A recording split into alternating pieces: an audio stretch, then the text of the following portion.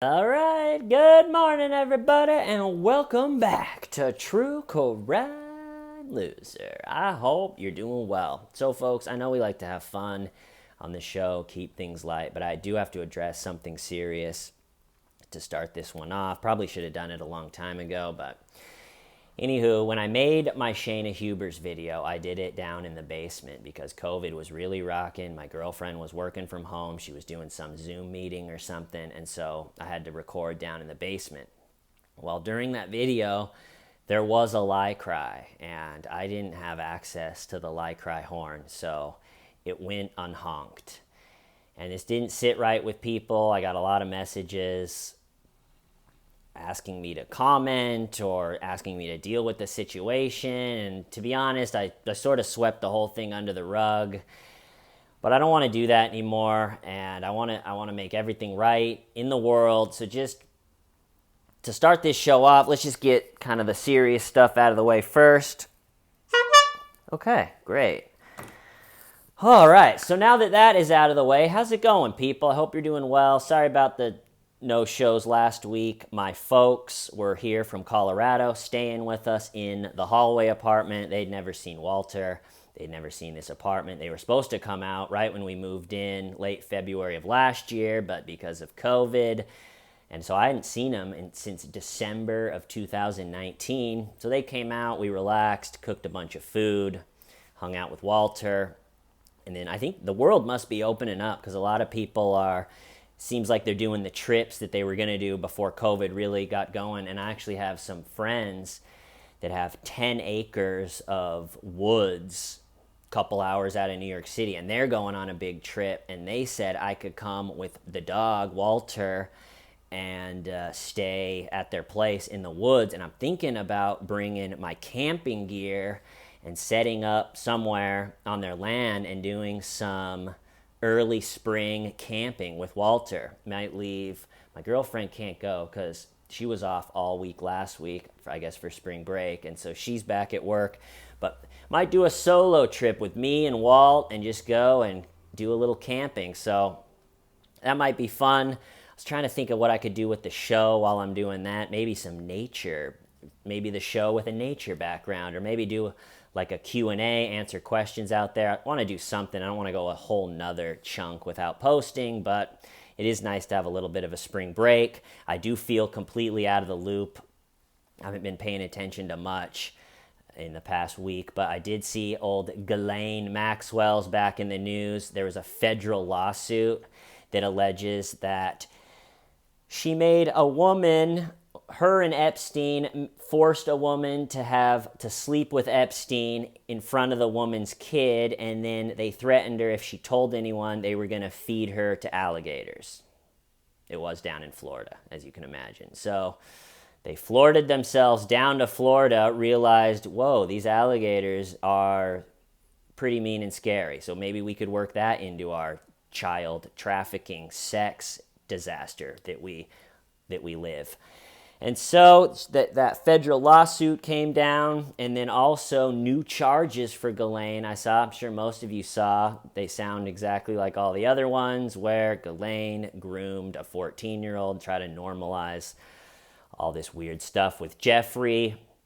Up until this point, I haven't talked about Ghislaine for a while. I'm trying to just save some interest and some juice for when the trial gets going. I want to be there. On opening day, I'm going to be there bright and early. It'll be my third year in a row, early July down at the federal courthouse, so don't worry, I'll be there for that. But a lot of what's happened since then is Ghislaine's lawyers furiously trying to get Ghislaine bail. And their main argument for trying to get bail is Ghislaine is not Jeffrey Epstein. She's not, okay? I know that Jeffrey didn't kill himself and the whole thing was what it was, but she's not Jeffrey. And they've put together $28 million as a bail package. And the judge said no. Can you imagine putting together $28 million? Just, yeah, all right, well, call our buddies and, that account. And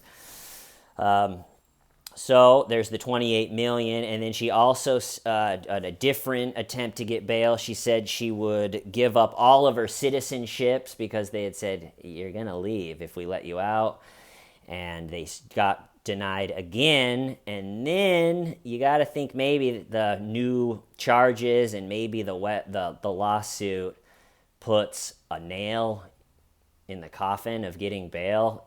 She's coming up on 300 days in that Brooklyn jail. And unless things get delayed because of the new charges, the trial was going to start July 12th. And I don't know. We'll see. I keep thinking, I want to know what the evidence they're going with, right? There's a lot of, these are old charges, and so I am interested, how good is this defense team putting this together? And I guess that we'll see. Also, Jeremy Dewitt got arrested again, was driving down the highway wearing his police officer's costume, complete with his chemical gun. As Dr. Phil pointed out, he has a bunch of chemical guns that have a yellow top to show everyone this is not a real gun. Don't worry, I'm not a felon carrying a gun. But he likes to wear the all-black one and kind of just toe that line of like, I'm a felon, I got a gun, woo, baby. No, it's not. It's just a chemical gun, but it looks like a gun. And so he's driving down the Florida highway with his chemical gun and was pulled over, at least according to Jeremy. It was a full-on, he had to like lay down on the highway during rush hour. They de-armed him. They say they even dragged him by his helmet a little bit. They brought him to jail, and then the charges got dropped. Who knows? I don't know much about if it was Windermere Police Department, whatever police department he's beefing with down there in Florida. I don't know much about the angle they're coming from. You know, it seems a little bit strange to, with all the charges and everything they got going with them, to do a full-blown arrest, bring him in, and then it comes to nothing. You know, I don't know if it makes the police department look more like they're harassing Jeremy or less, or I don't know. That's going to be an interesting one. And then the last thing I want to talk about is I watched the college admission scandal documentary on Netflix probably 2.5 times this past week. I thought it was really well done. And usually I don't like documentaries where they do reenactments. It's just always terrible actors and they don't, it just never looks real. But with this one, which I didn't know, they had tapped Rick Singer, the college admissions guru guy, the scandal guru. They had tapped his phone, but they had also tapped, well, maybe they didn't tap all of the parents' phones. Maybe they just listened through Rick Singer. But anyway, they have all of these phone conversations between Rick and the parents, and all the conversations start long before everything hit the fan with them coming up with the deal. Like, all right, your kid's scores are terrible. All right, your kid's a little bit stupid, but we can deal with that by we pay this smart guy $10,000 to change the answers. And with the score, it's probably still not enough to get them in. That's how just uninteresting and stupid they really are. And so what we're going to do, we're going to make them a fake athlete. And they would send pictures. So it's interesting to hear the parents before they're scared that they're going to go to jail. And then in the documentary, maybe halfway through, Singer, someone totally unrelated to the case, gets busted for doing something else. He gives up the soccer player as a way to like get out of trouble. He gives up the soccer coach, the Yale soccer coach that was really working with Rick, taking these big chunks of money. And then so the feds bring that guy in, and then that guy pretty much immediately, they all just snitched on each other. It's just a full-on rat world for these white-collar criminals. And so Rick gets given up by the soccer coach, the feds, that soccer coach, because Rick is always looking for connections at colleges and the good colleges. So how they got Rick to come in was he texts Rick, hey, Rick, I got a new connection for you at Harvard. Meet me at this hotel room. I'm sure Rick was just drooling like, Harvard, yes.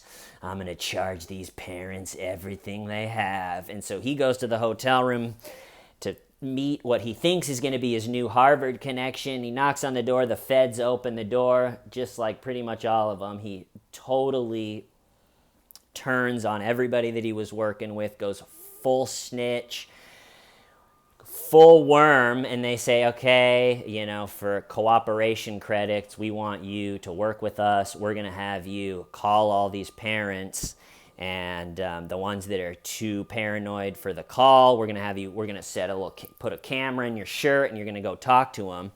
And so it's pretty unbelievable that once, everything's going down, Rick is calling these parents. And at this point in the documentary, I was wrapped the whole rest of the way. From the point where Rick starts calling all the parents and telling them, hey, I got audited. I think it's really fascinating because all these parents knew what they were doing, or a lot of them knew what they were doing was not going to fly if it comes out. And I think a lot of them were like, well, is this just going to be embarrassing, or is this going to be jail? I don't think anyone totally understands racketeering and stuff like that until you're in it. And so to hear Rick on these tapped phone calls where it's word for word be like, hey, so my company's getting audited, and the tone in their voice really changes from back when they're like, this is great, he's just going to be a tennis player now. So Rick is calling them now with the feds listening, and what the feds are telling him to do is get them to admit wrongdoing, right? And so he's calling these people for the first time with a whole different tone and everything. And they're a little bit nervous too. And so Rick's going, hey, I got audited like everybody else, right? And all the parents have this tone of like, yeah, sure, yeah, audit, just totally normal. And what surprised me and my girlfriend, and we were watching it, what surprised us was the way that Rick would get what they did out there so they could admit to it or just not deny it so the feds can have that recording and so they can arrest everybody. It sounded so sketchy. Rick Singer he'd be talking to one of the parents and go, hey, I'm getting audited, so, but don't worry, I'm not going to tell them that we used that guy to take the test score and that you gave me all this money and we faked the tennis. And he'd go on and on and on with all this stuff. And to me, maybe one of the parents was like, yo, whoa, don't say all that. What do you think, I'm an idiot? But the rest of them pretty much just let Rick go and were talking, be like, yeah, you're right and everything. I think that if I was in the position of those parents and he started going on and it was obvious that he was just saying all the stuff we did, I would have been like, whoa, I don't know what you're talking about. You're a weird little man, and I have no idea what you're talking about. I'm hanging up the phone. Leave me alone. I donated to your charity, and that's it. But so Rick, like I said, sounds like a truck just crashed out front. Perfect. But Rick just turned on everyone instantly, and a lot of those parents got 5 months, 6 months. One of the parents that really I kept thinking about it after I watched it was he just knew. I mean, they were all smart people, had gone to Harvard themselves or Princeton, and now they need their kids to go because it's going to be embarrassing if not. But one of them, he was too paranoid to even talk about it on the phone, so Rick went with the little shirt cam. And the guy's basically just pacing around his mansion going, I'm so fucking paranoid about this whole thing. I don't want to talk about it on the phone. And to Rick, he basically says exactly what happened. He goes, if this comes out, it's going to be like a front page.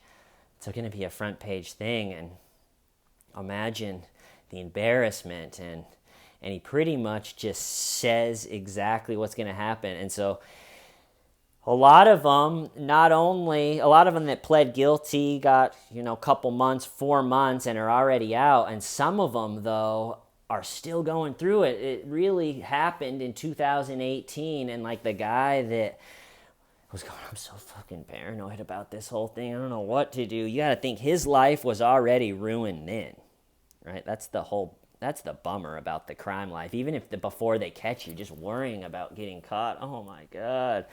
you're already in jail. So you got to think that guy from 2018 all the way through 2020. Now, he still hasn't been sentenced or anything.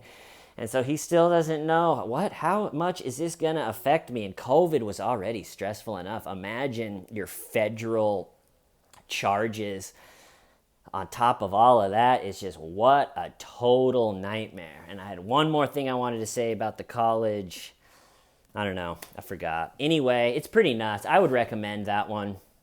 It's a pretty good documentary just to get all learned up and back in the Ghislaine mood. After I watched that one, they got the Filthy Rich, the Jeffrey Epstein one, and I watched that for maybe 10 minutes, and I just can't watch another poor woman talk about how she was groomed as a young teenager. So I'm hoping that Ghislaine makes an appearance in the courtroom. I am still want exclusive shots of Ghislaine on the channel, either her showing up to court or maybe go out to the jail and have her leave. Still, there's not been one other than on the screen at the first appearance, which who knows where she was. Other than that, still there hasn't been a picture of her or anything.